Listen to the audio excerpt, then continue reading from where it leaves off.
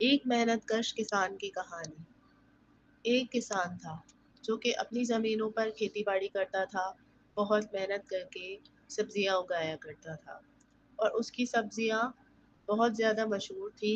لوگ دور دور سے آتے اور اس کی سبزیاں لے کر جاتے کیونکہ وہ بہت محنت کرتا اور ہمیشہ تازہ مال لوگوں کو دیتا اور لوگ بہت خوش ہوتے اور ان سبزیوں کی لذت کی بہت تعریف کرتے۔ اور اس کے علاوہ اگر لوگ کہیں اور سے سبزیاں خریدتے تو انہیں کھانے میں بالکل مزہ نہ آتا۔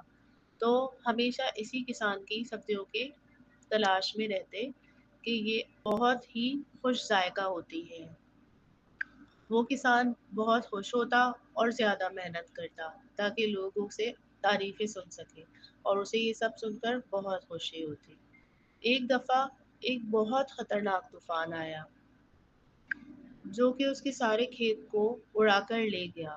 سب سبزیاں خراب ہو گئی، ساری پانی میں بہہ گئی اور وہ بیچارہ بہت پریشان ہوا، بہت دن تک بے روزگار رہا۔ دوبارہ سے اس نے اس زمین پر کھیتی باڑی شروع کی جو کہ بالکل اجڑ چکی تھی اور بہت زیادہ محنت کی۔ سالوں تک اس زمین پر کھیتی باڑی کرتا رہا اور اس کی محنت رنگ لائی اور دوبارہ اس کے باغ میں سبزیاں ہی سبزیاں تھیں، وہی خوبصورتی تھی۔ اس نے بالکل بھی ہمت نہ ہاری۔